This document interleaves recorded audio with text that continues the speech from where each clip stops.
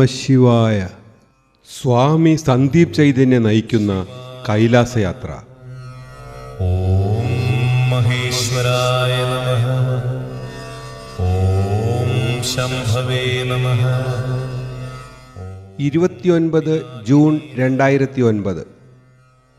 59 തീർത്ഥാടകരടങ്ങുന്ന ഒരു സംഘമാണ് ഞങ്ങളുടേത്. ഇന്ത്യൻ എയർലൈൻസിൻ്റെ വിമാനത്തിലാണ് ഞങ്ങൾ ഡൽഹിയിൽ നിന്നും കാഠ്മണ്ഡുവിലേക്ക് യാത്ര ചെയ്യുന്നത്. ഓം കബദ്ദിനേ നമഃ. ഓം നീലലോഹിതായ നമഃ. ഓം ശങ്കരായ നമഃ. ഓം ശൂലപാണയേ നമഃ. ഓം ഖട്വാംഗിനേ നമഃ. ഓം വിഷ്ണുവല്ലഭായ നമഃ. ഓം ശിവിവിഷ്ടായ നമഃ. ഓം അംബികാനാഥായ നമഃ. ഓം ശ്രീകണ്ഠായ നമഃ. ഓം ഭക്തവത്സലായ നമഃ. ഓം ഭവായ നമഃ. ഓം ശർവായ നമഃ. ഓം ത്രിലോകേശായ നമഃ. ഓം ശിതികണ്ഠായ നമഃ. ഓം ശിവപ്രിയായ നമഃ. ഓം ഉഗ്രായ നമഃ. ध्यान दें, काठमांडू के त्रिभुवन हवाई अड्डे पर आपका स्वागत है।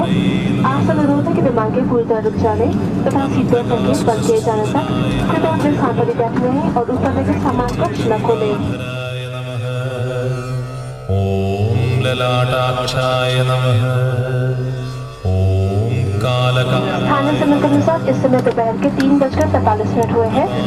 कप्तान संजय भारद्वाज और पुराने कर्मचारियों की ओर से एयर इंडिया से यात्रा करने के लिए हम आपके आभारी हैं। आशा है कि भविष्य में भी आप हमें सेवा का असर देंगे। धन्यवाद। Ladies and gentlemen, welcome to Tribhuvan Airport, Kathmandu. Please remain seated and do not open overhead lockers till aircraft comes to a complete halt and we will finally switch off. The temperature outside is 27 degrees Celsius and the local time is 45 minutes past 3 p.m. On behalf of Captain Sanjay Bhardwaj and the crew of this flight, I thank you for flying Air India. It will be our pleasure to fly you again. ओम वृषभारूढ़ाय नमः. ओम भस्मोद्धूलितविग्रहाय नमः. ओम सामप्रियाय नमः. ओम स्वरमयाय नमः. ओम त्रयीमूर्तये नमः. ओम अनीश्वराय नमः. ओम सर्वज्ञाय नमः. ओम परमात्मने नमः. ओम सोमसूर्याग्निलोचनाय नमः. ओम हविषे नमः. ओम यज्ञमयाय नमः. ओम सोमाय नमः. ओम पंचवक्त्राय नमः. ओम सदाशिवाय नमः. ओम विश्वेश्वराय नमः. ओम वीरभद्राय नमः. ओम गणनाथाय नमः. ओम प्रजापतये नमः. ओम हिरण्यरेतसे नमः. ओम दुर्धर्षाय नमः. ओम गिरीशाय नमः. ओम गिरिशाय नमः. ओम अनघाय नमः. ओम भुजंगभूषणाय नमः. ओम भर्गाय नमः. ओम गिरिधन्वने नमः. ओम गिरिप्रियाय नमः. ओम कृत्तिवाससे नमः. ओम पुरारातये नमः. ओम भगवते नमः. ओम ഓമധാതിപായ നമഃ. ഓം മൃത്യുഞ്ജയായ നമഃ. 29-ാം തീയതി വൈകുന്നേരത്തോടെ ഞങ്ങൾ കാഠ്മണ്ഡുവിലെ ശങ്കർ ഹോട്ടലിൽ എത്തിച്ചേർന്നു. ഓം ജഗദ്ഗുരവേ നമഃ. ഓം വ്യോമകേശായ നമഃ. ഓം മഹാസേനജനകായ നമഃ. ഓം ചാരുവിക്രമായ നമഃ. ഓം രുദ്രായ നമഃ. ഓം ഭൂതപതയേ നമഃ. ഓം സ്ഥാണവേ നമഃ. ഓം അഹിർബുദ്ധ്യായ നമഃ. ഓം ദിഗംബരായ നമഃ. ഓം അഷ്ടമൂർത്തയേ നമഃ. ഓം അനേകാത്മനേ നമഃ. ഓം സാത്വികായ നമഃ. ഓം ശുദ്ധവിഗ്രഹായ നമഃ. ഓം ശാശ്വതായ നമഃ. ഓം ഖണ്ഡപരശവേ നമഃ. ഓം അജായ നമഃ. ഓം പാശവിമോചകായ നമഃ. ഓം മൃഡായ നമഃ. ഓം പശുപതയേ നമഃ. അങ്ങനെ എല്ലാവരും എത്തിച്ചേർന്നിട്ടുണ്ട്. സാങ്ക്യാജി നമ്മുടെ ഇതിൻ്റെ ലീഡറല്ല, അദ്ദേഹമാണ് ഇതിൻ്റെ എന്താ പറയുക ടൂർ ഓപ്പറേറ്റർ. അവരുമായിട്ടാണ് നമ്മൾ കുറച്ചു കാലമായിട്ട് ബന്ധപ്പെട്ടത്. നമ്മൾ 5 വർഷം മുൻപാണ് പരിചയപ്പെടുന്നത്. അതുമുതൽ സ്കൂൾ ഓഫ് ഭഗവത്ഗീതയുടെ ആക്ടിവിറ്റി ആയിട്ടും അല്ലെങ്കിൽ നമുക്ക് വേണ്ട കാര്യങ്ങളൊക്കെ ഈ ഒരു ടൂറ് മാത്രമല്ല, കൈലാസയാത്രയുടെ കാര്യം മാത്രമല്ല, നമ്മളുമായിട്ട് അങ്ങോട്ട് നമ്മുടെ പ്രസ്ഥാനമായിട്ട് അസോസിയേറ്റ് ചെയ്തിരിക്കുന്ന ഒരാളാണ് എല്ലാ കാര്യത്തിലും. ഇപ്പം നമ്മുടെ എല്ലാവരും ഈ പർച്ചേസിന് പോയ സമയത്ത് അദ്ദേഹം ആളെ പറഞ്ഞു വിട്ടിട്ട് റൈസ് കടയിൽ ഒരു 10 പാക്കറ്റ് റൈസ് കൊണ്ടുവന്ന് ഏത് റൈസാണ് നമുക്ക് വേണ്ടതെന്ന്, ആളുകൾക്ക് വേണ്ടത്, കഞ്ഞിക്ക് വേണ്ടത് ഏതാണ്, ചോറിന് വേണ്ടത് ഏതാണ് എന്നൊക്കെ പറഞ്ഞാൽ അത്രയും നമ്മുടെ കാര്യത്തിൽ ശ്രദ്ധയുള്ള ഒരാളാണ്. നമ്മുടെ വേൾഡ് പാർലമെൻറ്റ് ഓഫ് റിലീജിയന് ഇവിടുന്ന് എത്തിപ്പറ്റുന്ന ഉള്ള ഒരു ലാമയെ നമുക്ക് അങ്ങോട്ടേക്ക് തിരുവനന്തപുരത്ത് ആ പ്രോഗ്രാം അറ്റൻഡ് ചെയ്യുന്നതിന് സാങ്ക്യാജിയാണ് അറേഞ്ച് ചെയ്തത്. അപ്പോൾ നല്ലൊരു ജ്യേഷ്ഠ സുഹൃത്ത് എല്ലാം ആയിട്ടുള്ള ഒരാളാണ്. നല്ലൊരു ഉഷാർ സാങ്ക്യ ഗുരു എന്ന് പറയും. നല്ലൊരു ഉഷാർ കയ്യടി സാങ്ക്യാജിക്ക് വേണ്ടി.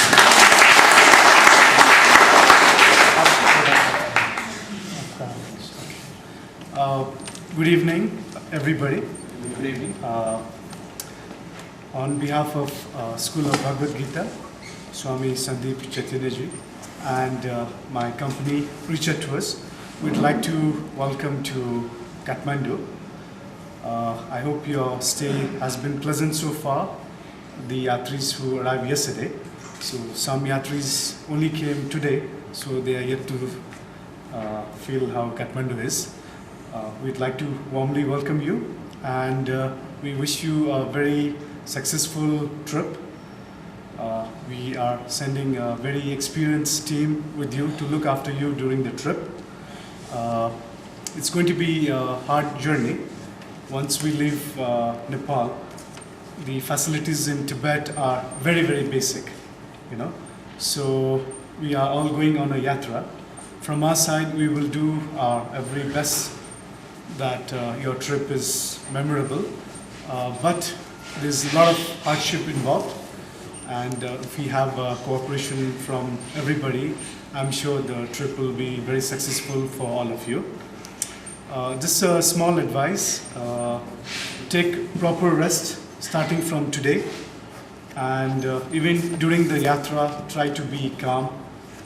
You are all traveling at a very high altitude, and a lot of people don't feel well at high altitude.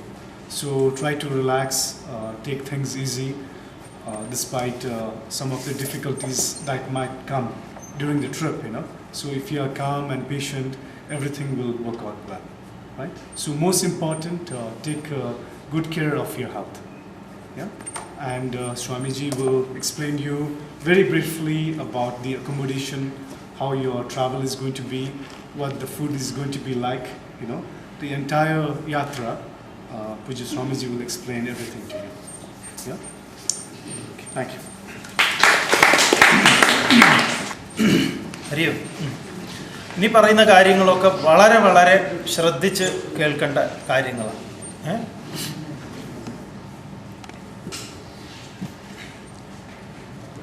നമ്മൾ പോകുന്നത് കൈലാസം എന്ന് പറയുന്ന സ്ഥലത്തേക്കാണ്. കൈലാസ് മാനസരോവർ. അപ്പോൾ ഞങ്ങൾക്ക് അറിയാം സ്വാമി നന്നായിട്ട്. ചിലപ്പോൾ നമുക്ക് തോന്നും ആളുകൾക്ക് അത് അറിയില്ല എന്ന്. ചില സമയത്ത് നമ്മുടെ ഒരു സംശയമാണ്. അതെന്താ അങ്ങനെ ഈ ഗ്രൂപ്പിൽ അങ്ങനെ തുടങ്ങിയോ സംശയം? അങ്ങനെയല്ല. പൊതുവേ ചിലപ്പോൾ നമ്മൾ മറന്നുപോകും നമ്മൾ എങ്ങോട്ടാണ് പോണത്, എന്തിനാണ് പോണത് എന്നൊക്കെ. അത് മറക്കരുത്. അപ്പോൾ കൈലാസം എന്ന് പറയുന്നത് ലോകത്തിലെ, അല്ലെങ്കിൽ മാനസരോവരം എന്ന് പറയുന്നത് ലോകത്തിലെ ഏറ്റവും ഉയർന്ന പ്രദേശമാണ്. എല്ലാം കൊണ്ടും അതിൻ്റെ ഉയർച്ച എന്ന് പറഞ്ഞു കഴിഞ്ഞാൽ ഏറ്റവും അത്യുദാത്തമായ അങ്ങനെ ഉയർന്ന ചിന്തകൾ രൂപപ്പെട്ടിട്ടുള്ള സ്ഥലവും കൂടിയാണ്. നമ്മൾ തുളസീദാസിൻ്റെ രാമചരിത മാനസം അവിടുന്ന് ഉണ്ടായിട്ടുള്ള അങ്ങനെ പല ആളുകൾ, എത്രയോ തപോധനന്മാർക്ക് പ്രചോദനമായിട്ടുള്ളൊരു സ്ഥലമാണ്. നമ്മുടെ പുരാണത്തിലൊക്കെ കാണാം. ഗുരുവിൻ്റെ ഏറ്റവും വലിയ ഗുരു എന്ന് വിശേഷിപ്പിക്കുന്നത് പരമശിവനാണ്. പരമശിവൻ്റെയും ശ്രീപാർവതിയുടെയും വാസസ്ഥാനം എന്നൊക്കെ പറയുന്ന ഒരു ഭൂപ്രദേശത്തിലേക്കാണ്, അധികം ആളുകൾ എത്തിപ്പെടാത്ത ഒരു ഭൂപ്രദേശത്തിലേക്കാണ് നമ്മൾ പോകുന്നത്. ധനം കൊണ്ട് മാത്രം അവിടെ എത്തിച്ചേരാൻ പറ്റില്ല എന്നുള്ളതാണ് നമ്മൾ ആദ്യം മനസ്സിലാക്കേണ്ടത്. അപ്പം നമ്മളൊക്കെ തിരഞ്ഞെടുക്കപ്പെട്ടവരാണ്. അപ്പോൾ കഴിഞ്ഞ വർഷം ഞങ്ങൾ ഇതുപോലെ ഒരു വലിയ ഗ്രൂപ്പ് വന്നിട്ടുണ്ടായിരുന്നു. ഞങ്ങൾ ഇവിടെ വന്നു. ഇന്ന് എത്തിച്ചേർന്നവരെല്ലാവരും തന്നെ കഴിഞ്ഞ വർഷം കൈലാസയാത്രയ്ക്ക് സ്വാമി ഉൾപ്പെടെ പോകാൻ വേണ്ടി വന്നിട്ടുള്ളവരാണ്. ഒളിമ്പിക് കാരണം നമുക്ക് അവിടെ പോകാൻ പറ്റിയില്ല. അവരിന്ന് വിസ കിട്ടും, നാളെ കിട്ടും എന്നൊക്കെ പറഞ്ഞു ഇദ്ദേഹം ഒരുപാട് ശ്രമമൊക്കെ നടത്തിയെങ്കിലും അവസാനം ഞങ്ങൾക്കത് പോകാൻ പറ്റിയില്ല. അപ്പം ഞങ്ങൾ പകരം മുക്തിനാഥ് അങ്ങനെയൊക്കെയുള്ള സ്ഥലങ്ങളിൽ പോയി തിരിച്ചു വന്നു. അന്ന് നമ്മൾ ഈ മരത്തിൻ്റെ ചോട്ടിൽ നിന്ന് ആളുകളോട് പറഞ്ഞു, 2 ചോയ്സ് നമുക്കുണ്ട്. ഒന്നുകിൽ ഇവിടെ ഇരുന്നിട്ട് ഈ ഹോളിൽ ഇരുന്നവരൊക്കെ ദുബായിൽ നിന്നും ഒക്കെ വന്നവരുണ്ട് ഇതിൽ, ഇങ്ങനെ ഒന്ന് മടങ്ങി പോവാം, അല്ലെങ്കിൽ നമുക്ക് ഈ മുക്തിനാഥും അവിടെയൊക്കെ പോവാം. അപ്പോൾ ആദ്യം ഇത് പറഞ്ഞ് കേട്ടപ്പോൾ തന്നെ കുറച്ച് പേര് പിറ്റേ ദിവസം തന്നെ ഫ്ലൈറ്റിൽ മടങ്ങിപ്പോയി. ദുബായിലുള്ളവർ കുറച്ച് പേര്. അല്ലാത്ത ഞങ്ങൾ ബാക്കിയുള്ള ആളുകളാണ് ഈ സ്ഥലങ്ങളിലൊക്കെ പോയത്. തിരിച്ചു ഞങ്ങൾ നേരെ നാട്ടിലേക്ക് വന്നു. അപ്പോൾ പോകാൻ പറ്റിയില്ല. അപ്പോൾ അന്ന് തന്നെ അതിൽ ഇന്ന് വന്നിട്ടുള്ള എല്ലാവരും പറഞ്ഞു ഞങ്ങൾ അടുത്ത വർഷം ഞങ്ങൾക്ക് വരണം എന്ന്. ശരിക്കും പറഞ്ഞാൽ നമ്മളതൊരു പരീക്ഷണം കൂടിയായിരുന്നു. എത്ര പേർക്ക് ഇതിൽ ആത്മാർത്ഥമായിട്ടൊരു താല്പര്യമുണ്ട്. അപ്പോൾ ആ അടുത്ത വർഷം വരണം എന്ന് പറഞ്ഞ് അന്ന് തന്നെ തീരുമാനമെടുത്ത് കുറേ ആളുകളിൽ കുറച്ച് പേര് പിന്നെയും കൊഴിഞ്ഞു പോയി. പലരും ഇതോടുകൂടി കൈലാസയാത്ര ഇനി ഒരു യാത്രയില്ല എന്ന് വെച്ചു. ഇങ്ങനെ ഒരു ഇഷ്യൂ ഒക്കെ ഉണ്ടായ സമയത്ത് പക്ഷേ അതിനെയൊക്കെ മാറ്റി വെച്ചിട്ട് എത്തിച്ചേർന്നിട്ടുള്ള ആളുകളുമുണ്ട്. അപ്പോൾ കഴിഞ്ഞ വർഷം പോകാൻ വേണ്ടി ഇവിടെ വന്നവർക്ക് അങ്ങോട്ടേക്ക് പോകാൻ പറ്റിയിട്ടില്ല. മുക്തിനാഥിലും അതുപോലെയായിരുന്നു. മുക്തിനാഥിൽ കുറച്ച് പേർക്ക് പോകാൻ പറ്റില്ല. പോയവരവിടെ പെട്ടു. ആ പെട്ടവരതിനെ വേറൊരു വിധത്തിൽ ഇതൊരു തുറന്ന ജയിലാണെന്ന് പറഞ്ഞു. അപ്പോഴാണ് നമ്മൾ ആലോചിച്ചത് ആളുകളിൽ ഇങ്ങനെയൊക്കെ ഒരു ചിന്തയുണ്ടല്ലോ എന്ന്. ഈ നമ്മുടെ യാത്ര ശരിക്കും ഭാരതീയ സംസ്കാരത്തിൽ ഈ യാത്രകൾ എന്ന് പറയുമ്പോൾ നമ്മുടെ യാത്രകളൊക്കെ ഇപ്പം ചാർധാം യാത്ര ഏറ്റവും പ്രധാനപ്പെട്ട ഒരു യാത്ര. ചാർധാം 4 ധാമങ്ങളിലേക്കുള്ള യാത്ര. അതായത് ഒഴുക്കിനെതിരെയുള്ളതാണ് നമ്മുടെ തീർത്ഥയാത്രകളെല്ലാം. ഒഴുക്കിനെതിരെയാണ്. ഒഴുക്ക് എവിടെ നിന്നാണോ നദി ഒഴുകുന്നത്, നദിയുടെ ഉദ്ഭവത്തിലേക്കാണ് നമ്മുടെ യാത്ര. അപ്പോൾ എപ്പോഴും നമ്മൾ ഒഴുക്കിനെതിരെയാണ് പോയിക്കൊണ്ടിരിക്കുന്നത്. ഒഴുക്കിനെതിരെ എന്ന് പറയുമ്പോൾ ധിക്കാരപൂർവമായിട്ടുള്ള നടപ്പല്ല. നമ്മൾ സാധാരണ പറയും ഒഴുക്കിനെതിരെ നീന്തുന്നവനാണ് എന്നൊക്കെ ആളുകളെ കുറിച്ച് പറയാറുണ്ട്. ഇതങ്ങനെയല്ല. ഒഴുക്കിനെതിരെ എന്ന് പറയുമ്പോൾ നമ്മുടെ ഉദ്ഭവത്തിലേക്കാണ് നമ്മൾ പോകുന്നത്. അതൊരു ഈസി ഗോയിങ് അല്ല എന്ന് പറയാം. അതൊരു പ്രയാസമേറിയ യാത്രയാണ്. അതുകൊണ്ടാണ് അതിന് തീർത്ഥാടനം എന്ന് പറയുന്നത്. അപ്പോൾ അതിലെന്തുണ്ടാവും? കഷ്ടപ്പാടുകളൊക്കെ ഉണ്ടാവും. അപ്പോൾ ഇത് നമ്മൾ തീരുമാനിച്ചു കഴിഞ്ഞാൽ പിന്നെയുള്ളത് നിങ്ങൾക്ക് മനസ്സിലാവും. ഇപ്പോൾ ഞങ്ങൾ കഴിഞ്ഞ വർഷം ഈ യമുനോത്രി പോകുമ്പോൾ യമുനോത്രിയിൽ വഴിയിൽ പെട്ടിട്ടുള്ളവരുണ്ട്. ഇതിലുണ്ട്. ഞങ്ങൾ പറയായിരുന്നു മരണമായിട്ടുള്ള നേരിട്ടുള്ള സംവാദം നടത്തിയ സമയമായിരുന്നു. കാരണം എന്തു സംഭവിക്കാം എന്നുള്ള മട്ടിൽ. അപ്പോൾ ഈ യാത്ര വളരെ ഗൗരവമേറിയ ഒരു യാത്രയാണ്. അപ്പോൾ അതുകൊണ്ട് അതിൻ്റെ ഒരു ഗൗരവം നമ്മൾ ഇന്ന് മുതൽ അങ്ങോട്ട് സൂക്ഷിക്കണം. അതിനുള്ള കുറച്ച് ടിപ്സൊക്കെ സ്വാമി പറഞ്ഞു തരാം. അപ്പോൾ ഒന്ന് നമ്മൾ മനസ്സുകൊണ്ട്, അതായത് നമുക്ക് പല വിധത്തിൽ കൈലാസത്തെ ചിന്തിക്കാം. ഒന്ന് നമുക്ക് പരമശിവൻ എന്നുള്ള സങ്കല്പത്തിൽ, ആ പരമശിവൻ എന്ന് പറയുമ്പോൾ നമുക്കെപ്പോഴും നിങ്ങളോട് പറയാൻ തോന്നുന്നത്, അല്ലെങ്കിൽ നമ്മുടെയൊക്കെ മനസ്സിൽ ശിവകാശിയിൽ രൂപപ്പെടുത്തിയിട്ടുള്ളൊരു ശിവനുണ്ട്.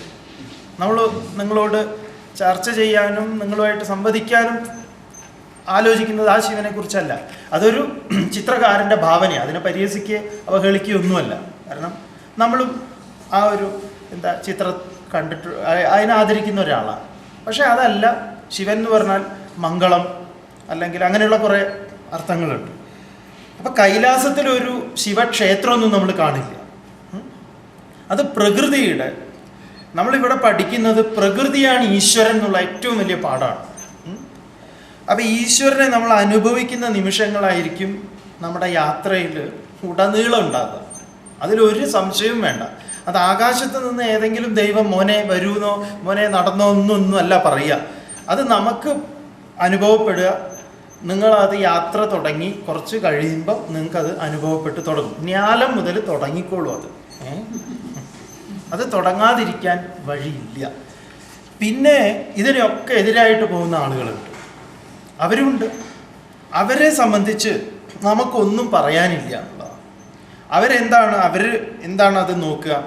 അവർ നോക്കുന്നത് എങ്ങനെയാണെന്ന് പറഞ്ഞു കഴിഞ്ഞാൽ, അത് ശരിയില്ലല്ലോ, ഇത് ശരിയില്ലല്ലോ, ഇന്ന് രാവിലത്തെ ഭക്ഷണം എന്തൊരു ഭക്ഷണമാണ്, ഇങ്ങനെ എങ്ങാണ് വരണ്ടായിരുന്നു, ഇത് അങ്ങനെ ആക്കാമായിരുന്നു, അല്ലെങ്കിൽ ഇവരെന്താ ഏത് നേരം ഒരുമിച്ച് നടക്കുന്നത്, ഇവർക്കെന്താ വേറെ നടന്നുകൂടെ, ഇങ്ങനെ ഉള്ള കാര്യം നമ്മൾ ഈ യാത്രയിലൊക്കെ അപ്പം നമ്മൾ എന്തിനെ മറക്കണം? കൈലാസം മറന്ന് നമ്മൾ ഈ തെരുവിലൊക്കെ ആളുകൾ ഈ പൂരത്തിനൊക്കെ പോയി, തൃശ്ശൂർ പൂരപ്പറമ്പിൽ പോയി ഇരുന്നിട്ട് ഇങ്ങനെ ആളുകൾ അഭിപ്രായം പറയുന്നത് പോലെ ഈ ഭൂമിയെ ഇങ്ങനെയുള്ള അഭിപ്രായത്തിന് വേണ്ടിയിട്ട് തിരഞ്ഞെടുത്ത് കളയും. ദയവ് ചെയ്ത് നിങ്ങളെ മനസ്സിൽ അങ്ങനെയുള്ളതൊന്നും തോന്നാതിരിക്കട്ടെ. ഇവിടെ നമുക്കൊരൊറ്റ ട്യൂണിങ്ങാണ്. ആരുമായിട്ട്? കൈലാസനാഥനുമായിട്ട്. അത് പ്രകൃതിയുടെ ഏറ്റവും ഒരു ഉയർന്ന പ്രദേശത്തേക്ക് നമ്മൾ പോകുന്നു എന്നുള്ള, ഈശ്വരൻ എന്ന് പറഞ്ഞാൽ പ്രകൃതിയാണ്. ആ പ്രകൃതിയിൽ ഈശ്വരനെ ഞാൻ പ്രത്യേക രീതിയിൽ അനുഭവിക്കാൻ പോവുക. പഞ്ചസാരയെ നമുക്ക് പല വിധത്തിൽ അനുഭവിക്കാം. ഒരു കരിമ്പിനെ അനുഭവിക്കുന്ന ഒരു അനുഭവമുണ്ട് ഇല്ലേ? അതിനെ മാറിയിട്ട് അതിൽ നിന്നും വന്നിട്ട് വരുമ്പോൾ നമ്മൾ ചായയിൽ ഉപയോഗിക്കുന്നതും ഐസ്ക്രീമിലുള്ളതും പഴത്തിലുള്ളതും ഒക്കെ വ്യത്യസ്തമായിട്ടുള്ള. അപ്പോൾ ഇവിടെ നമ്മൾ അനുഭവിക്കുന്നത് അതിനെ നേരിട്ടിട്ടാണ്. അപ്പോൾ അതുകൊണ്ട് നിങ്ങൾ അതിനു വേണ്ടി മാത്രം നമ്മളെ തയ്യാറാക്കണം. അതെങ്ങനെയാണ് തയ്യാറാക്കുക എന്ന് ചോദിച്ചാൽ, മനസ്സുകൊണ്ട് ഇപ്പോഴേ നിങ്ങൾ തീരുമാനം എടുക്കരുത്. നിങ്ങൾ മനസ്സിൽ നിന്ന് എല്ലാം ഇറക്കി വെച്ചോളൂ. എന്തൊക്കെയാണ് നിങ്ങൾ ഇറക്കി വെക്കേണ്ടതെന്ന് ചോദിച്ചു കഴിഞ്ഞാൽ, നിങ്ങൾ കൈലാസത്തെക്കുറിച്ച് വായിച്ചിട്ടുണ്ടാവും, പല ആളെഴുതിയ പുസ്തകം. ഇതുമായിട്ട് നമ്മൾ യാത്രയ്ക്ക് പോകണ്ട. ഓരോ ആളുടെ പുസ്തക അനുഭവവും, അല്ലെങ്കിൽ എഴുതുന്ന ആൾക്ക് പലതും എഴുതാം. അതൊന്നും നമ്മളെ സംബന്ധിച്ച് ഉണ്ടായിക്കൊള്ളണമെന്നില്ല. നമുക്കുണ്ടാകുന്നത് വേറെ ഓരോ അനുഭവങ്ങളായിരിക്കും. അതുകൊണ്ട് നിങ്ങൾ ഒരാൾ വായിച്ച ദൃശ്യങ്ങൾ നിങ്ങൾക്ക് കാണാം. അയാൾ ചിലപ്പോൾ എഴുതേ, ഞാൻ ആകാശത്ത് രാത്രി 1 മണിക്ക് മാനസരോവരിലേക്ക് നടന്ന് നീങ്ങിയപ്പോൾ മാനസരോവരിൽ നിന്ന് എത്രയോ മാലാഖമാരിങ്ങനെ ഉയർന്നിങ്ങനെ അവർ വരിയായിട്ട് അങ്ങനെ പോകുന്നത് ഞാൻ കണ്ടു. അപ്പം നിങ്ങൾ വിചാരിക്കുന്നത് മാലാഖയെ ഇനി എപ്പോഴാണ് കാണുക? അങ്ങനെ പലരും പലതുമൊക്കെ പുസ്തകമേ കൊണ്ടുവന്നിട്ടുണ്ട് ചിലരൊക്കെ. അതൊക്കെ വിട്ടേക്കും. നിങ്ങളിത് കഴിഞ്ഞിട്ട് ഒരു പുസ്തകം എഴുതിക്കോളൂ. ഏതായാലും പ്രസിദ്ധീകരിക്കാൻ പുറപ്പെടരുത്. നിങ്ങൾ സ്വന്തം നിങ്ങൾക്ക് വേണ്ടിയിട്ട് നിങ്ങൾക്ക് എഴുതാം. അതുകൊണ്ട് വായിച്ചത്, പലരും പറഞ്ഞത്, ഇതൊക്കെ നിങ്ങൾ വിട്ടേക്കും. കാരണം സ്വാമി 3 പ്രാവശ്യം കൈലാസം പോയിട്ടുള്ള ആളാണ്. 3 പ്രാവശ്യവും അനുഭവം വ്യത്യസ്തമായിരുന്നു. 3 പ്രാവശ്യവും മാനസരോവരിലെ അനുഭവം വേറെയായിരുന്നു, കൈലാസത്തിൻ്റെ അനുഭവം വേറെയായിരുന്നു. യാത്ര മുഴുവൻ അനുഭവം വേറെ തന്നെയാണ്. വ്യത്യസ്തമായിട്ടുള്ള അനുഭവങ്ങൾ തരാൻ ഒരേ ആൾക്ക് തന്നെ വ്യത്യസ്തമായിട്ടുള്ള അനുഭവം തരാൻ കഴിവുള്ള, അല്ലെങ്കിൽ അത്തരത്തിലുള്ള ഒരു ഭൂപ്രദേശമാണത്. അതുകൊണ്ട് നമുക്കിവിടെ വേണ്ടത് ഇതാണ്. എനിക്ക് അവിടെ ഒന്ന് എത്താൻ സാധിക്കണം. അതൊന്ന് കാണാൻ എന്നെ അനുവദിക്കണം. എൻ്റെ ഈ ശരീരത്തിന് അതിന് കരുത്ത് ഉണ്ടാവണം. അല്ലാതെ ഞാൻ പരിക്രമ ചെയ്യും. ഇപ്പോഴേ ചിലർ ചോദിക്കുന്നുണ്ട് കൈലാസത്തിൻ്റെ മുകളിൽ കയറാൻ പറ്റുമോ? അതെ, അതിൻ്റെ മുകളിൽ. അപ്പോൾ അതൊന്നും ഇപ്പം നിങ്ങൾ അങ്ങനെ ചിന്തിക്കണ്ട. ഞാൻ പരിക്രമ ചെയ്യും, ഞാനത് കാണും, അങ്ങനെയുള്ള ധിക്കാരങ്ങളൊന്നും വേണ്ട. ഈ പ്രാവശ്യത്തെ യാത്രയിൽ നമുക്ക് കിട്ടിയ വിവരം അനുസരിച്ച് ഒരു 20ൻ്റെ അടുത്ത് ആളുകൾ മരിച്ചു കഴിഞ്ഞിട്ടുണ്ട്, 20ഓളം. പേടിക്കൊന്നും വേണ്ട, അതിപ്പോൾ എല്ലായിടത്തും പോകുമ്പോഴും മരിക്കാം. പക്ഷേ ഈ യാത്ര മരണത്തെ മുന്നിൽ കണ്ടുകൊണ്ടുള്ള യാത്രയൊക്കെ തന്നെയാണ്. അതായത് നമ്മുടെ പരിക്രമ എന്ന് പറയുന്ന സംഗതി, നമ്മുടെ മനസ്സിലുള്ള ആഗ്രഹം, നിങ്ങളെല്ലാവരും, നമുക്ക് ഒരുമിച്ച് എല്ലാവർക്കും പരിക്രമ ചെയ്യാൻ സാധിക്കണം എന്നുള്ളതൊക്കെയാണ് സ്വാമിയുടെ പ്രാർത്ഥന. സ്വാമി ഉൾപ്പെടെ നമുക്കും അതിനുള്ള കരുത്ത് വേണമല്ലോ. നിങ്ങളുടെ കൂടെ നടക്കാനുള്ള കരുത്ത് നമുക്കും വേണം, നിങ്ങളെപ്പോലെ തന്നെ എല്ലാവരും. അപ്പം നമുക്ക് ഒരു റിലേ, ഒരു ദണ്ട് ഇങ്ങനെ കുറേ റിലേ ഓട്ടം കണ്ടിട്ടില്ലേ? ഓടി അവന് കൊടുത്തു, അവൻ മേടിച്ച് ഓടി, ഇങ്ങനെ ഓടി അവിടെ റിബൺ പിടിച്ച് നിൽക്കാനൊന്നും ആരുമില്ല.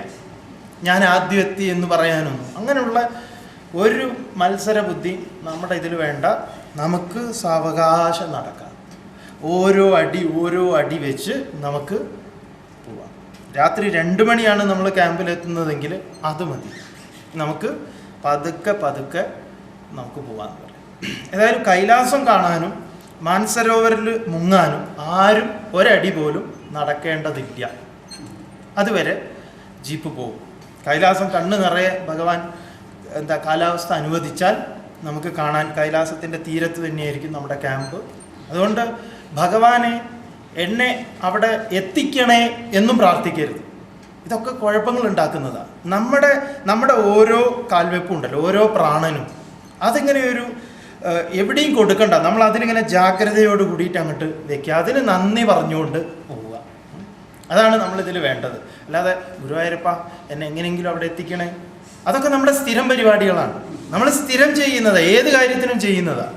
നമ്മൾ ഒരു കടയിൽ പോകുമ്പോൾ ഭഗവാനെ ആ കട ഏത് 1/2 കിലോ തക്കാളിക്ക് വേണ്ടിയിട്ടാണ് പോണത്, കട അടയ്ക്കരുത്. കാരണം 8 മണിക്ക് സ്ഥിരം അടയ്ക്കുന്ന കടയാണ്. അപ്പോഴാണ് നമ്മൾ 8:05 നമ്മൾ ഇറങ്ങുന്നത്. ഭഗവാനെ അടയ്ക്കരുത്. ഇതൊക്കെയാണ് നമ്മൾ സ്ഥിരം പറഞ്ഞുകൊണ്ടിരിക്കുന്ന ഒരു പല്ലവിയാണ്. അതല്ല ഇത്. അതുകൊണ്ട് ഇതിന് കുറച്ചുകൂടെ ഗൗരവം ആവശ്യം. അതുകൊണ്ട് നിങ്ങളുടെ പ്രാർത്ഥനയിൽ തന്നെ ഒരു മാറ്റം ആവശ്യമുണ്ട്. ഇതുവരെ പ്രാർത്ഥിച്ചതുപോലെയല്ല, ഇത് വളരെ ജാഗ്രതയോടുകൂടി. ഒന്നും പ്രാർത്ഥിക്കാതിരിക്കുകയാണ് ഏറ്റവും നല്ലത്. ഒന്നും മിണ്ടണ്ട. അപ്പോഴാണ് അവിടെ നിന്നുള്ള പ്രാർത്ഥനകൾ നമ്മൾ കേൾക്കാൻ തുടങ്ങും. അതാണ് നമ്മൾ ചെയ്യേണ്ടത്. അപ്പം അതിൽ നമ്മൾ പാലിക്കേണ്ട ചില മര്യാദന്നോ നിഷ്ഠാന്നോ എന്താ പറയാന്നറിയില്ല, നമ്മൾ തയ്യാറാക്കാൻ വേണ്ടി സാങ്ക്യാജി ആദ്യമേ പറഞ്ഞു, നല്ല റെസ്റ്റ് എടുക്കുക. ഇന്ന് തീർച്ചയായിട്ടും നമ്മൾ നാളെ രാവിലെ 5:30 മണിക്കാണ് പോകുന്നത്. നമ്മളൊരു ഗ്രൂപ്പാണ്. ഗ്രൂപ്പ് പോകുമ്പോൾ എപ്പോഴും നമ്മൾ ഒരിക്കലും ഒരു സമയം വൈകാൻ പാടില്ല. വൈകി കഴിഞ്ഞാൽ ഞങ്ങളിപ്പോൾ ഒരു കോഡ് ഭാഷ ഇട്ടിട്ടുണ്ട്, ടാക്സി പിടിക്കേണ്ടി വരും. എന്താ ടാക്സി പിടിക്കുക എന്ന് പറഞ്ഞാൽ സ്വന്തം ചെലവിൽ നിങ്ങൾ അങ്ങോട്ട് വരണം ടാക്സി പിടിച്ചിട്ട്. ഇന്ന് അങ്ങനെ ഒരു അനുഭവം ഉണ്ടായിരുന്നു. ആളെ ഒന്നും പറഞ്ഞു തരില്ല, ആരാ അങ്ങനെ ടാക്സി പിടിച്ചതെന്നൊന്നും ചോദിക്കരുത് കേട്ടോ. ഞങ്ങൾ എവറസ്റ്റ് യാത്രയ്ക്ക് പോകുമ്പോൾ രാവിലെ ഇവിടെ ഒരു സമയം പറഞ്ഞിട്ടുണ്ടായിരുന്നു, ഒരാൾ മാത്രം കാണുന്നില്ല. കാരണം രാവിലെ പോയി കഴിഞ്ഞാലേ അത് കാണാൻ പറ്റും. കൃത്യം ഫസ്റ്റ് ഫ്ലൈറ്റിനാണ് നമ്മൾ ബുക്ക് ചെയ്തിട്ടുള്ളത്, പക്ഷേ നമുക്ക് സെക്കൻഡ് ഫ്ലൈറ്റിനെ പോകാൻ പറ്റിയിട്ടുണ്ട്. അപ്പോഴാണ് അത് കാണുക നന്നായിട്ട്. അപ്പോൾ ഒരാൾ 15 മിനിറ്റ് വൈകിയപ്പം പിന്നെ വണ്ടി എടുത്തു. അയാളോട് കൗണ്ടറിൽ നമ്മൾ പറഞ്ഞു ടാക്സി പിടിച്ച് വന്നോളാം.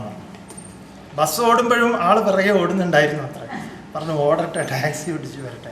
അപ്പോൾ ആൾ ടാക്സി പിടിച്ച് വന്നു എന്ന് പറയും. പിന്നെ ഞങ്ങൾ തമാശയായിട്ട് പറയും, പിന്നെ എല്ലാവരും കൃത്യസമയം പാലിച്ചു എന്ന് പറയും. എവിടെ പോയി കഴിഞ്ഞാലും ആളുകൾ കൃത്യമായിട്ട് അവിടെ എത്തിക്കൊണ്ടിരിക്കും.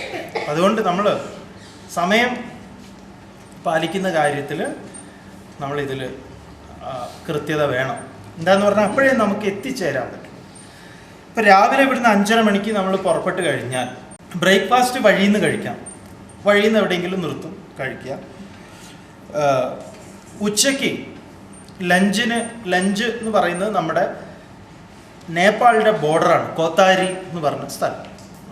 ഫ്രണ്ട്ഷിപ്പ് ബ്രിഡ്ജ് ഉണ്ടാവും. അതിൻ്റെ പോട്ടോക്കോസി എന്ന് പറഞ്ഞിട്ടുള്ള ഒരു നദി ഒഴുകുന്നുണ്ട്. അതാണ് ഇവിടെ വന്ന് ബാഗ്മതി ആവുന്നത്. അതിൻ്റെ തീരത്ത് നമുക്കവിടെ റെസ്റ്റോറൻ്റ് ഉണ്ട്, ഹോട്ടലുകളുണ്ട്. അവിടെയായിരിക്കും നമ്മുടെ ഉച്ചഭക്ഷണം. ഉച്ചഭക്ഷണത്തിൽ നിങ്ങൾ വളരെ വളരെ ഒരു കാരണവശാലും ഒഴിവാക്കാൻ പാടില്ല. ഉച്ചഭക്ഷണത്തോടൊപ്പം എല്ലാവർക്കും പനിക്കുള്ള ഒരു മരുന്ന് തരും. കാൽപോളോ ക്രോസിനോ പാരസെറ്റമോളോ എന്തോ ആണ്. എനിക്ക് പനിയൊന്നുമില്ല, അതുകൊണ്ട് ഞാൻ കഴിക്കുന്നില്ല, ഞാൻ ഇന്നലെ കഴിച്ചിട്ടുണ്ട്, അതൊന്നും പറയരുത്. എന്താണ്? കഴിക്കണം.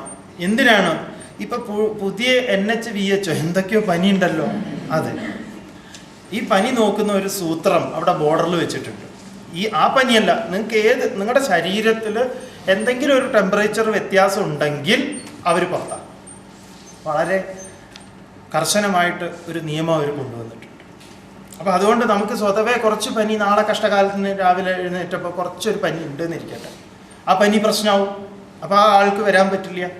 അപ്പം അതുകൊണ്ട് നമ്മൾ എന്ത് വേണം? പനിക്കുള്ള മരുന്ന് അവിടെ നിന്ന് ഉച്ചയ്ക്ക് കഴിച്ച് റെഡിയാക്കിയിട്ട് ആ മിഷ്യൻ്റെ മുന്നിലേക്ക് പോകുമ്പോൾ മിഷ്യൻ തോറ്റു പോകണം. നമ്മളെ കണ്ടു കഴിഞ്ഞാൽ ഒരു പനിയും ഉണ്ടാവരുത്. അത് സഹകരിക്കണം. നമ്മൾ ഇന്ന് രാത്രി മുതൽ നമുക്ക് വേറൊരു മരുന്ന് കഴിക്കാൻ, ഡയമോക്സ് എന്ന് പറയും. പർവ്വതമായിട്ട് നമ്മളെ പരിചയപ്പെടാം. നമ്മൾ സ്ഥിരം പർവ്വതത്തിൽ ജീവിക്കുന്നവരല്ല. നമ്മളെ സംബന്ധിച്ച് നമ്മൾ സമുദ്രത്തിൻ്റെ തീരത്ത് വസിക്കുന്ന ആളുകളാണ്. അതുകൊണ്ട് തന്നെ അപ്പം നമ്മുടെ ശരീരത്തിന് പെട്ടെന്ന് പർവ്വതമായിട്ടുള്ള ബന്ധം വരുന്ന സമയത്ത് അവിടുത്തെ കാലാവസ്ഥയിൽ ഉണ്ടാകുന്ന മാറ്റങ്ങൾ, അവിടുത്തെ ഓക്സിജൻ്റെയും മറ്റു പല വ്യത്യാസങ്ങളുണ്ടല്ലോ, അത് നമുക്ക് താങ്ങാൻ പറ്റില്ല. അപ്പം നമുക്ക് ചില കുഴപ്പങ്ങളുണ്ടാവും. ആ കുഴപ്പം ഇല്ലാതിരിക്കാൻ വേണ്ടിയിട്ട് തരുന്നതാണ് ഡയമോക്സ്. അപ്പോൾ അത് രാത്രി ഇന്ന് കഴിച്ചോളുക. എല്ലാവരും കഴിക്കണം. ഒരു 4 ദിവസം നമ്മളത് കഴിക്കണം. അത് കഴിച്ചിട്ടില്ലെങ്കിൽ ഉണ്ടാവുന്നത് എന്തൊക്കെയാന്ന് പറഞ്ഞാൽ ശക്തമായ തലവേദന, ഛർദി, ഇങ്ങനെയുള്ള പല സംഗതികളാണ്. നേപ്പാളിൻ്റെ ബോർഡറിൽ ചെറിയൊരു ഫോർമാലിറ്റി ചെക്കിംഗ് ഒക്കെയാണ്. എന്നാലും അതുവരെയാണ് ബസ് വരിക. അവിടുന്ന് നമ്മുടെ ലഗേജ് മുഴുവൻ ഇറക്കി പിന്നെ അടുത്ത നമ്മുടെ വണ്ടിയിലേക്ക് ഉള്ള യാത്രയാണ്. പിന്നെ നമ്മൾ ഫ്രണ്ട്ഷിപ്പ് ബ്രിഡ്ജിൻ്റെ അവിടുന്ന് ഇമിഗ്രേഷൻ ഉണ്ട്. അപ്പോൾ നിങ്ങൾ പറയുന്ന കാര്യങ്ങളൊക്കെ വളരെ ശ്രദ്ധിച്ച് കേൾക്കണം. ലോകത്ത് നിങ്ങൾ എവിടെയൊക്കെ പോയി കഴിഞ്ഞാലും ഈ ചൈനക്കാരുടെ ഒരു ഇടപാടെന്ന് പറഞ്ഞാൽ അവരുടെ അതെന്താണെന്ന് അറിയില്ല. എല്ലാ പ്രാവശ്യവും നമുക്ക് ഒരുപോലെ ഉണ്ടായിട്ടുള്ള അനുഭവമാണ് അവരുടെ ഒരു പെരുമാറ്റം. അവർക്ക് നമ്മൾ ആരും തന്നെ അങ്ങോട്ട് ഈ യാത്രയ്ക്ക് പോകുന്നത് ഇഷ്ടമേ അല്ല. അതുകൊണ്ട് നമ്മളൊരു ക്യൂ തെറ്റിക്കുക, അല്ലെങ്കിൽ വെറുതെ ഒന്ന് ഇങ്ങനെ മാറി നിന്ന് കഴിഞ്ഞാൽ ഒരുത്തൻ വന്നിട്ട് വടിയുണ്ട് അങ്ങോട്ടേക്ക് നിൽക്കാൻ പറയും. അപ്പം അങ്ങനെ അനാവശ്യമായിട്ട് ഹരാസ് ചെയ്യുന്ന ഒരു സ്വഭാവം അവർക്കുണ്ട്. എല്ലാം ചെറുപ്പക്കാർ പിള്ളേരാണ്. അപ്പം അതുകൊണ്ട് അവിടെയൊക്കെ നമ്മൾ കഴിയുന്നതും ഒരു ആ ക്യൂ ഒക്കെ മര്യാദ പാലിച്ചു കഴിഞ്ഞാൽ നല്ലതാണ്. പിന്നെ നമ്മൾ 4 പേര് ഒരു ലാൻഡ് ക്രൂസറിൽ പോകുന്നു. ഡ്രൈവറോട് നിർത്തുമെന്നൊന്നും പറഞ്ഞാൽ ഡ്രൈവർ നിർത്തുന്നതല്ല. കാരണം ഡ്രൈവർക്ക് ദൈവം സഹായിച്ച് നിങ്ങൾ എന്ത് ഇംഗ്ലീഷോ അത് എന്തും പറഞ്ഞിട്ട് കാര്യമില്ല. ചൈനീസ് ആരെങ്കിലും ഇവിടെ അറിയുന്നവരുണ്ടെങ്കിൽ അത് മനസ്സിലാവും. അതുകൊണ്ട് മലയാളമാണ് അവർക്ക് നന്നായി മനസ്സിലാവുന്ന ഭാഷ. അതുകൊണ്ട് ഇന്ന് നിൽക്കൂ, എനിക്ക് മൂത്രം ഒഴിക്കണം, അല്ലെങ്കിൽ അവിടെ നിൽക്കൂ, അവരെ കാണുന്നില്ലല്ലോ, അതൊന്നും പറയാം. അവർക്കൊരു നാക്കുണ്ട്. അവരിത് നമ്മളൊന്ന് മനസ്സിലാക്കിയാൽ മതി. അവർ ഈ യാത്രയ്ക്ക് ആളെ കൊണ്ടുപോകുന്ന ആൾക്കാരാണ്. അവർക്ക് അറിയാം. അപ്പം നമ്മൾ ചില സമയത്ത് നിങ്ങളുടെ വണ്ടി മാത്രം ഇങ്ങനെ പോകുന്നുണ്ടാവും. നിങ്ങൾ പിറകിൽ നോക്കുമ്പം നമ്മുടെ ഗ്രൂപ്പിനെ കാണില്ല, മുൻപിൽ നോക്കുമ്പോഴും കാണില്ല. നിങ്ങളിങ്ങനെ ഒറ്റപ്പെട്ടു എന്നുള്ള മട്ടിലാക്കുക. സ്വാമി ഇല്ല, അയ്യോ ഇത് ഇയാൾ എങ്ങോട്ടാണ് ഞങ്ങളെ കൊണ്ടുപോകുന്നത്? എടോ നീ എങ്ങോട്ടാണെടോ പോണത്? ഒരു കാര്യം നമ്മളതൊന്നും അവനറിയാം. എവിടെയാണ് നിർത്തേണ്ട സ്ഥലം എന്ന് അവനറിയാം. പിന്നെ അതിൻ്റെ ഇടയിൽ അവനോട് താണ് കേണിട്ടൊക്കെ എങ്ങനെയൊക്കെ പറഞ്ഞു കഴിഞ്ഞാൽ അവന് മനസ്സിലായാൽ അവൻ നിർത്തും. മൂത്രമൊഴിക്കണമെങ്കിലോ അങ്ങനെ എന്തിനെങ്കിലുമൊക്കെ വേണ്ടിയിട്ടൊക്കെ പറഞ്ഞു കഴിഞ്ഞാൽ നിർത്തും. ചിലപ്പോൾ അങ്ങനെയുള്ള സ്ഥലങ്ങളിൽ അവനും ചിലപ്പോൾ നിർത്തേണ്ടി വരും. അതേസമയം ചിലപ്പോൾ ചില വണ്ടികൾ താഴ്ന്നു പോകും. അപ്പോൾ അവനത് ഹെൽപ്പ് ചെയ്യാൻ വേണ്ടി അവൻ്റെ വണ്ടി നമ്മളെ ഇറക്കി കെട്ടി വലിക്കുക. അങ്ങനെ അവരുടെ ഒരു രീതിയുണ്ട്. അതിൽ നമ്മൾ ഇടപെടണ്ട. അതിലൊക്കെ ഇടപെട്ടാൽ നമ്മുടെ ഈ യാത്ര നമ്മളെ ഡൈവേർട്ട് ചെയ്യാൻ മറ്റുള്ളതിനൊന്നും നമ്മൾ അവസരം കൊടുക്കരുത്. അതൊക്കെ അതിൻ്റെ വഴിക്ക് ഇങ്ങനെ പോയിക്കോട്ടെ. നിങ്ങൾ എന്ത് പ്രശ്നങ്ങളുണ്ടാവുമ്പോഴും നമശിവായ ജപിച്ചോളൂ. പ്രോഗ്രാം ഒന്ന് സ്വാമി പറയാം. നാളെ 30-ാം തീയതിയാണ്. നാളെ നമ്മൾ ന്യാലത്തെത്തും. ന്യാലം എന്ന് പറയുന്ന സ്ഥലം. നാളെയും മറ്റന്നാളും നമ്മൾ ന്യാലത്ത് തന്നെയാണ്. 2 ദിവസമാണ് നമ്മൾ തിബറ്റിനെ ഒന്ന് പരിചയപ്പെടാൻ വേണ്ടിയിട്ട് എടുക്കുന്നത്. അപ്പം ന്യാലത്ത് എത്തുമ്പോൾ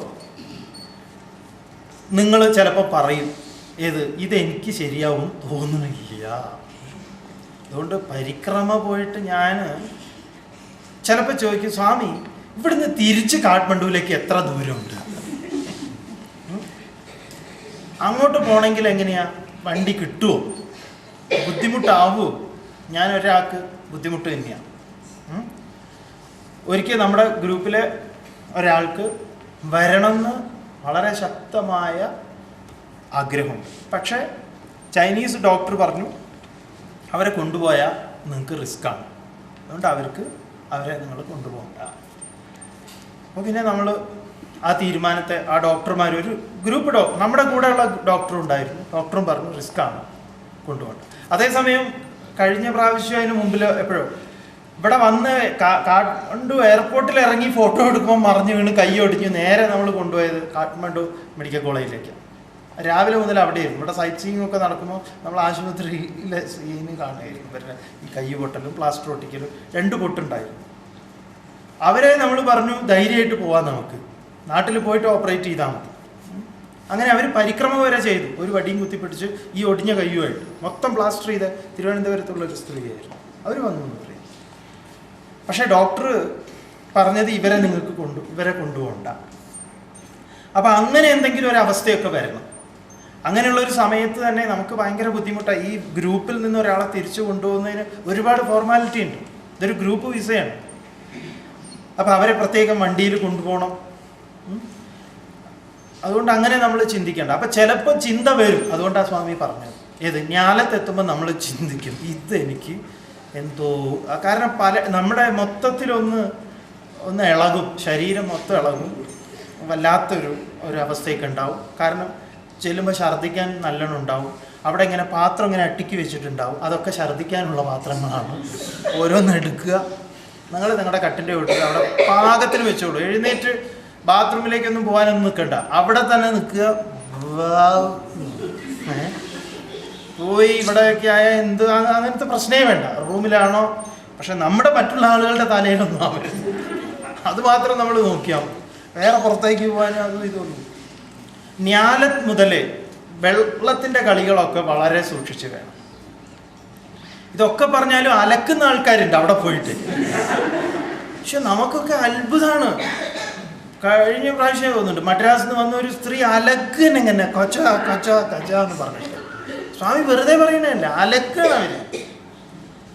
എന്നിട്ടിങ്ങനെ തോരയിടാൻ കൊണ്ടുവരും പുറത്തേക്ക്. അപ്പോഴാണ് നമ്മൾ കൈയോടെ പിടികൂടിയത്. അപ്പോൾ നമ്മൾ ചോദിച്ചത്, സ്വാമിജി അവർ ബാത്റൂമിൽ ഇരുന്നിട്ട് ഇങ്ങനെ അലക്കും. നമ്മൾ ചോദിച്ചു എന്തിനാ അമ്മ? എനിക്കൊന്നും വരില്ല സ്വാമി. പക്ഷെ പറഞ്ഞ പോലെ അവർക്ക് ഒരു കുഴപ്പമുണ്ടായിരുന്നില്ല കേട്ടോ. നല്ല പ്രായമുള്ളവരാണ് അവർ. യോഗ അതും ഇതൊക്കെ ചെയ്യുന്നവരാണ്. അതുകൊണ്ട് യോഗയൊക്കെ അറിയെങ്കിലും നല്ലതാണ്. അപ്പം അതുകൊണ്ട് നമ്മൾ ആ വെള്ളം കൂടുതൽ ഉപയോഗിക്കുന്ന പരിപാടികളൊക്കെ തണുപ്പുണ്ടെങ്കിലും ഇല്ലെങ്കിലും ഒന്ന് കരുതുന്നത് നല്ലതാണ്. നമ്മളെ ഒന്ന് കരുതുന്നത് കൂടുതൽ അങ്ങനെയുള്ള സംഗതികൾ ചെയ്യാൻ നോക്കില്ല. അപ്പം 2 ദിവസം നമ്മൾ ന്യാലത്തുണ്ടാവും. ഈ 2 ദിവസം കൊണ്ട് രണ്ടാമത്തെ ദിവസമൊക്കെ ആകുമ്പോഴേക്കും ആദ്യത്തെ ദിവസത്തിലെ ഉറക്കത്തിന് ചിലപ്പോൾ വിഷമം തോന്നും. ഒരിക്കലും നമ്മൾ ഇവിടുത്തെ ഈ കാഠ്മണ്ഡു ശങ്കർ ഹോട്ടലിലെ അക്കോമഡേഷനാണ് കൈലാസം വരെ എന്ന് ചിന്തിക്കുകയേ വേണ്ട.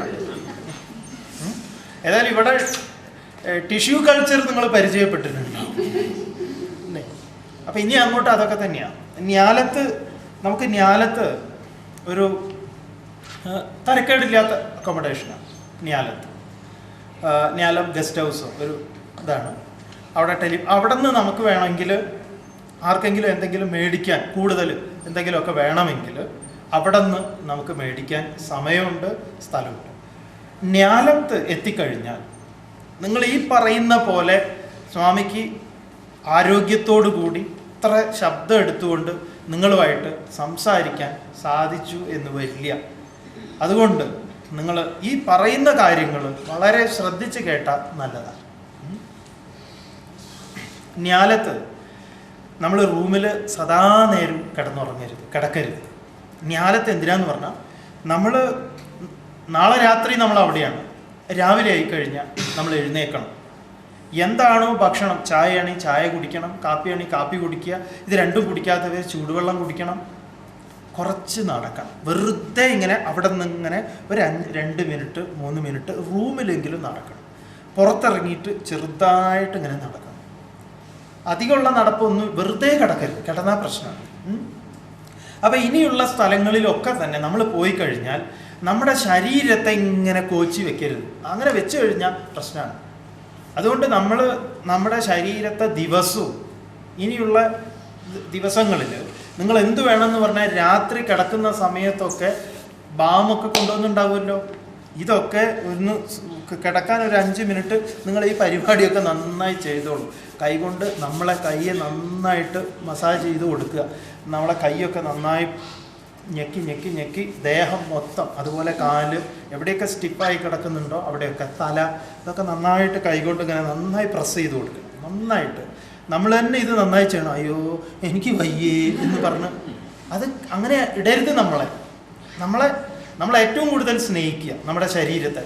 ഇതുകൊണ്ട് വേണം നമ്മൾ അവിടെ എത്താൻ. അതുകൊണ്ട് ശരീരമാദ്യം ഖലു ധർമ്മ സാധനം. ധർമ്മത്തെ സാക്ഷാത്കരിക്കുന്നത്, പരമമായ ധർമ്മത്തെ സാക്ഷാത്കരിക്കാൻ ഇതാണ്. നമ്മളിതിൽ മന്ത്രം ചൊല്ലും, ആപ്യായന്തു മമാങ്കാനി, എൻ്റെ അംഗങ്ങളൊക്കെ പുഷ്ടിപ്പെടട്ടെ. എന്തിനാണ്? ഈ സത്യത്തെ സാക്ഷാത്കരിക്കാൻ. അപ്പം അതുകൊണ്ട് ദിവസവും ഈ ഷൂ ഇട്ടിട്ട് തന്നെ കിടന്നുറങ്ങരുത്. രാത്രി ആയിക്കഴിഞ്ഞാൽ ഷൂ അഴിക്കുക, സോക്സൊക്കെ അഴിച്ച് അതിനെ ഒന്ന് നന്നായിട്ട് കാല് ഒന്ന് ആരെങ്കിലും പരസ്പരം സഹായിക്കുമെങ്കിൽ അത് ഏറ്റവും നല്ലത്. ആ ഒരു ധാരണയിൽ നമ്മൾ ചെയ്തോളണം. അതൊക്കെ ചെയ്ത് കഴിഞ്ഞാൽ നമുക്ക് രാത്രി ആകുമ്പം കിടന്നു കഴിഞ്ഞാൽ പിന്നെ രാവിലെ ആകുമ്പോൾ ഒരു ഉഷാറ് കിട്ടും. കഞ്ഞി പ്രത്യേകം പറഞ്ഞിട്ടുണ്ട്. കഞ്ഞി ഞാൻ കുടിക്കില്ല എന്ന് ഏതെങ്കിലും കഞ്ഞി പറഞ്ഞാൽ ശരിയാവില്ല. അതുകൊണ്ട് കഞ്ഞി ഏറ്റവും നല്ലതാണ്. നമുക്ക് ഈ നമ്മളെ ജ്യൂസ് സൂപ്പാണ് നമുക്ക് വേണ്ടത്.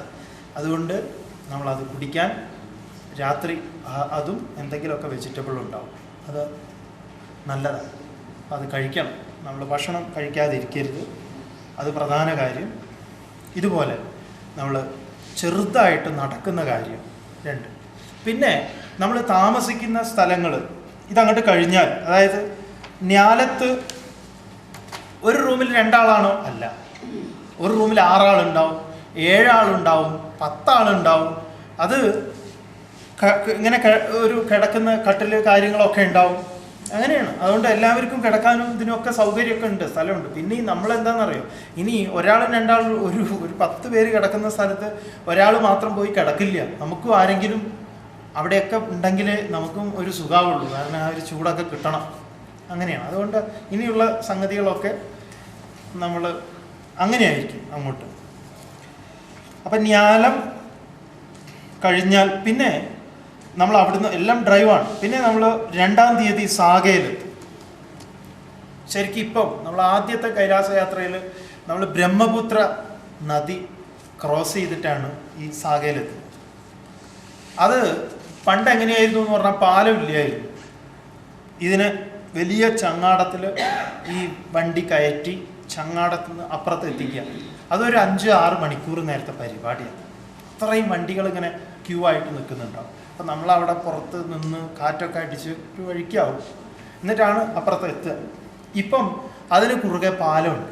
അതുകൊണ്ട് അവിടെ ഡിലേ ആവുന്ന പ്രശ്നമൊന്നുമില്ല. നമ്മളത് പെട്ടെന്ന് ഈ സാഗയിലെത്തും. സാഗ ഇൻ്റർനാഷണലിനോ എന്തോ പറഞ്ഞിട്ട് സാഗയിലൊരു ഹോട്ടലുണ്ട്, നല്ല ഹോട്ടലാണ്. അപ്പോൾ അതെ, ഹോട്ടൽ സാഗയിലായിരിക്കും നമ്മുടെ അക്കോമഡേഷൻ. നല്ല ആ സ്ഥലത്ത് കിട്ടാവുന്നതിൻ്റെ ഏറ്റവും ബെസ്റ്റായിട്ടുള്ള ഒരു സ്ഥലമാണ്. അവിടെ നമുക്ക് ഹോട്ട് വാട്ടറും ഒക്കെ ഉണ്ടാവും. വേണമെങ്കിൽ നിങ്ങൾക്ക് നല്ലൊരു കുളിയൊക്കെ വേണമെങ്കിൽ കുളിച്ചൊന്ന് ഉഷാറാവാം. കുളിക്കുമ്പോൾ നമ്മൾ ശ്രദ്ധിക്കേണ്ടത് അധികം വെള്ളം ദേഹത്ത് നിർത്താൻ അനുവദിക്കരുത്. പെട്ടെന്ന് തന്നെ തുടച്ച് വേഗം ഇതാക്കി. അതല്ലാതെ ഇങ്ങനെ നമ്മൾ പതിവുള്ള പരിപാടി ഉണ്ടല്ലോ, അതൊന്നും വേണ്ട. ഈ ഉണ്ണിയാർച്ചയുടെ കെട്ടൊക്കെ കെട്ടി ആ മുറിയിൽ പോയിട്ട് നീ എപ്പോഴാണ് പോകുന്നത്, അത് അങ്ങോട്ട് പോയി, അതൊക്കെ ബുദ്ധിമുട്ടാണ്. പിന്നെ അധികം ഇങ്ങനെ നടക്കാൻ പറ്റില്ല. അതുകൊണ്ട് എത്രയും പെട്ടെന്ന് ഇതൊക്കെ നമ്മൾ റെഡിയാക്കി നിർത്തിക്കൊള്ളുക. സാഗ കഴിഞ്ഞാൽ സാഗയിൽ ഇതേപോലെയാണ്. അവിടെയൊക്കെ സാധനങ്ങൾ പലതും മേടിക്കാൻ. പർച്ചേസ് എന്ന് പറഞ്ഞു കഴിഞ്ഞാൽ ആവശ്യമുള്ളതേ മേടിക്കാവും. മോനും കൊച്ചുമോനൊക്കെ കൊണ്ടുപോകാനുള്ളത് നമുക്ക് തിരിച്ചു വന്നിട്ട് ടിഷ്യൂ പേപ്പർ, അതുപോലെ വെറ്റ് ടിഷ്യൂ, വെള്ളം അല്ലെങ്കിൽ ഫ്രൂട്ട്സ്, നിങ്ങൾക്ക് അങ്ങനെ എന്തെങ്കിലും വേണമെങ്കിൽ അങ്ങനെയുള്ള സാധനങ്ങളൊക്കെ മേടിക്കാനുള്ള സംഗതികളൊക്കെ ഉണ്ട്. അതൊക്കെ നിങ്ങൾക്ക് കിട്ടുന്ന സ്ഥലം. നല്ലൊരു സിറ്റി, ചെറിയൊരു സിറ്റിയാണ് സാഗ. പിന്നെ സാഗയിൽ നിന്ന് നമ്മൾ പര്യങ്കിലേക്ക് ഡ്രൈവ് ചെയ്യും. പര്യങ്ക് ഈ ഡ്രൈവൊക്കെ എന്ന് പറഞ്ഞാൽ ഭയങ്കര മനോഹരമായിട്ടുള്ള, കാരണം ഡെസേർട്ടാണ്, 2 എക്സ്ട്രീമാണ്, ഡെസേർട്ടും അതുപോലെ ഐസും രണ്ടും ഒരുമിച്ച് കാണുന്ന ഒരു സ്ഥലമാണ്. സാധാരണ ഡെസേർട്ടിൽ ഐസ് ഉണ്ടാവില്ലല്ലോ. അപ്പം ഇവിടെയൊക്കെ നമ്മൾ കുറേ വെള്ളച്ചാട്ടവും അതും ഇതുമൊക്കെ ഈ പോണ വഴിയിലൊക്കെ കാണാം. ഓരോ സമയത്ത് അത് ഓരോ വിധത്തിൽ. പര്യങ്കിൽ ഇതുപോലെ നമ്മൾ ഒരു വലിയ ഗസ്റ്റ് ഹൗസ് എന്ന് പറയും, ഇങ്ങനെ ഒരു തുറസായ ഭൂമിയിൽ ഒരു സ്ഥലത്ത് ഇങ്ങനെ സെൻറ്റർ ഇതായിക്കൊണ്ട് ഇങ്ങനെ പഴയ പണ്ട് കാലത്ത് ഈ നമ്മൾ ഈ മഹാഭാരതവും രാമായണവും ഒക്കെ സീരിയൽ കാണുമ്പോൾ അതിൽ കാണും ഇവർ യാത്ര ചെയ്തിട്ട് ഈ തമ്പടിച്ച് കഴിയുന്ന പോലത്തെ സ്ഥലങ്ങളാണ്. മഡ് ഹൗസ് എന്നാണ് പറയുക. ഗസ്റ്റ് ഹൗസുകൾ അത്യാവശ്യം ഭേദപ്പെട്ട സ്ഥലങ്ങളാണ്. 3-ാം തീയതി പര്യങ്കിൽ, 4-ാം തീയതി നമ്മൾ ചുയ് ഗോംബ എന്നൊക്കെ, പേരുകളൊക്കെ ഭയങ്കര രസമാണ്. അവിടെയും ഗസ്റ്റ് ഹൗസാണ്. പിന്നെ ഉള്ളതൊക്കെ നമ്മൾ ഓരോ സ്ഥലങ്ങളും ഇപ്പോൾ വിശദമായിട്ട് ഇപ്പോൾ പറഞ്ഞിട്ട് കാര്യം. 5-ാം തീയതിയാണ് നമ്മൾ ഡാർച്ചനിലെത്തുന്നത്. ഡാർച്ചൻ എന്ന് പറഞ്ഞാൽ ശരിക്കും ദർശൻ എന്നാണ്, ഗസ്റ്റ് ഹൗസാണ്. ഈ ഗസ്റ്റ് ഹൗസ് എന്ന് പറയുമ്പോൾ അവിടെ ഉണ്ടാക്കിയിട്ടുള്ള ഒരു ഭേദപ്പെട്ട നല്ല സ്ഥലം. സാധാരണ ഡാർച്ചനിലൊക്കെ ടെൻറ്റിലായിരിക്കും ചിലപ്പോൾ.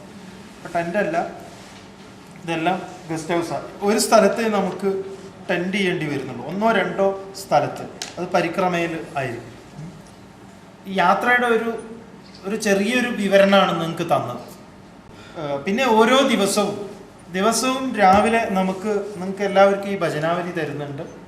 നമ്മൾ മന്ത്രങ്ങളൊക്കെ ചൊല്ലി ഒരു മനസ്സിനെ ഒന്ന് സജ്ജാക്കണം. ചെറിയൊരു സത്സംഗം പോലെ ഓരോ ദിവസവും നമുക്ക് എന്താണോ തോന്നുന്നത് നമ്മളോട് അത് പറയാം. എന്നിട്ട് നമുക്ക് ഇതിൻ്റെ ഒരു വീര്യത്തിൽ നമ്മുടെ ഒരു മനസ്സിൻ്റെ നിങ്ങൾ ഈ യാത്രയിൽ ഭയം എന്ന് പറയുന്നത് വേണ്ട. ഒന്നിനെയും ഭയക്കണ്ടെന്ന്. ആത്യന്തികമായിട്ട് നമുക്ക് ഭയക്കേണ്ടത് മരണത്തെയാണ്. അഥവാ മരിക്കുകയാണെങ്കിലും ഞാൻ ഏറ്റവും നല്ലൊരു സ്ഥലത്താണ് എൻ്റെ ശരീരത്തെ ഉപേക്ഷിക്കുന്നത് എന്നങ്ങോട്ട് ഉറപ്പിച്ചേക്കും ആദ്യം. അതുകൊണ്ട് മരിക്കാൻ പോകണു, നിങ്ങളെ കൊല്ലാൻ കൊണ്ടുപോകുക അങ്ങനെയൊന്നുമല്ല. അതുകൊണ്ട് നമുക്കൊരു തീരുമാനം എടുക്കാം. എന്നെക്കുറിച്ച് എപ്പോഴും ഓർക്കും. കൈലാസ യാത്രയിൽ വെച്ചു ഞാൻ ദേഹം വിട്ടു. ഒരു വലിയ സംഭവമായിരിക്കും. അനന്തര നടപടി നമ്മൾ ആലോചിച്ചോളാം, എന്തൊക്കെയാണ് വേണ്ടത്. അത് പിന്നെ നമ്മൾ ആലോചിക്കാതെ നിവൃത്തിയില്ല. അപ്പം അതിനെക്കുറിച്ചൊന്നും ഈ ചെറുതായി നമുക്ക് എന്താന്ന് പറഞ്ഞാൽ ചെറിയ എന്തെങ്കിലും വരുമ്പോൾ നേരെ നമ്മൾ അതിലെത്തിക്കും. അപ്പം അതിനെ ഒഴിവാക്കാൻ വേണ്ടിയിട്ടാണ് നമ്മളിത് ആദ്യം അഡ്വാൻസ് ആയിട്ട് പറഞ്ഞത്. അപ്പം നിങ്ങൾക്ക് ചിലപ്പോൾ ഒരു ധാരണ ഉണ്ടാവുകയും അപ്പം എന്ത് ചെയ്യും സ്വാമി, ഇവർക്കൊക്കെ ബുദ്ധിമുട്ടാവും. അത് നമ്മൾ എന്തെങ്കിലും ചെയ്യും. ഇപ്പം നമുക്ക് എന്തെങ്കിലും സംഭവിച്ചാൽ നിങ്ങൾ എന്തെങ്കിലുമൊക്കെ ചെയ്യുമല്ലോ, ചെയ്യണം. അങ്ങനെയാണ്. അതപ്പം ആരെങ്കിലുമൊക്കെ ഇടപെടും. അപ്പം അതുകൊണ്ട് ഈ രാത്രി ഈ പോകുന്ന സ്ഥലങ്ങളിൽ അത് പറയാനാണ് വന്നത്. അപ്പം അത് വിട്ടുപോയി. ഈ പറയുന്ന സ്ഥലങ്ങളിലൊക്കെ നമ്മുടെ വാതിൽ എന്ന് പറഞ്ഞാൽ ഈ തകിട് ഇങ്ങനെ വലുതായിട്ട് അടിച്ചിട്ടുള്ള ഇരുമ്പിൻ്റെ തകിട്, അതിങ്ങനെ ടിന്നൊക്കെ ഇതായിട്ട് അടിച്ചിട്ടുള്ള മരത്തിൻ്റെ ഒരു ഫ്രെയിമൊക്കെ കൊടുത്ത വാതിലൊക്കെ ആയിരിക്കും ചിലയിടത്ത് നല്ലതുണ്ടാവും. എവിടെയാണെങ്കിലും ജനൽ ചിലപ്പോൾ ഉണ്ടാവും. വാതിൽ ഒരല്പം തുറന്നു വെച്ചേക്കണം. അവിടെ വന്ന് കള്ളം കൊണ്ടുപോവുക അങ്ങനെയൊന്നുമില്ല. ഒരല്പം വായു സഞ്ചാരം നമുക്ക് ആവശ്യം. അല്ലെങ്കിൽ എന്താണെന്നറിയോ, ഈ രാത്രി ആരോ വന്ന് കഴുത്ത് പിടിക്കുന്നത് പോലെയുണ്ട്. ഇത് നമുക്ക് അനുഭവപ്പെടും. രാത്രി ഹിമാലയത്തിലൊക്കെ തന്നെ പോയി കഴിഞ്ഞാൽ കാണാം. നല്ല തണുപ്പുള്ള സ്ഥലങ്ങളിൽ രാത്രി ആയി കഴിഞ്ഞാൽ നമുക്ക് ശ്വാസം മുട്ടും. അപ്പോഴാണ് നമ്മുടെ കഴുത്തിന് ആരോ പിടിച്ച് ഞെക്കുകയാണെന്നൊക്കെ സ്വപ്നം കാണുന്നത്. അപ്പോൾ പെട്ടെന്ന് നമ്മൾ വിചാരിക്കും, അയ്യോ ഞാൻ മരിക്കാൻ പോവുകയാണ്. ശ്വാസം കിട്ടാതെ ഇരിക്കുമ്പോഴുള്ളൊരവസ്ഥ അതാണ്. അതുകൊണ്ട് നമ്മൾ തണുപ്പ് ഒട്ടും വരാതിരിക്കാൻ വേണ്ടിയിട്ടാണ് നമ്മൾ ഈ പണി ചെയ്യുന്നത്. എവിടെയെങ്കിലും എന്തെങ്കിലുമൊക്കെ ഉണ്ടെങ്കിൽ എല്ലാം അടച്ചു വയ്ക്കും. അത് അങ്ങനെ ചെയ്യരുത്. അത് നമ്മളെപ്പോഴും ശ്രദ്ധിക്കണം. ഇതൊന്നും പറഞ്ഞു തരാൻ ആ സമയത്ത് പറ്റിയെന്ന് വരില്ല. സ്ലീപ്പിംഗ് ബാഗ് എവിടെയൊക്കെ ഉപയോഗിക്കണം എന്ന് നമ്മൾ പറയുന്നിടത്ത് നിങ്ങൾ നിർബന്ധമായിട്ടും സ്ലീപ്പിംഗ് ബാഗിനകത്തേക്ക് കിടക്കാവും.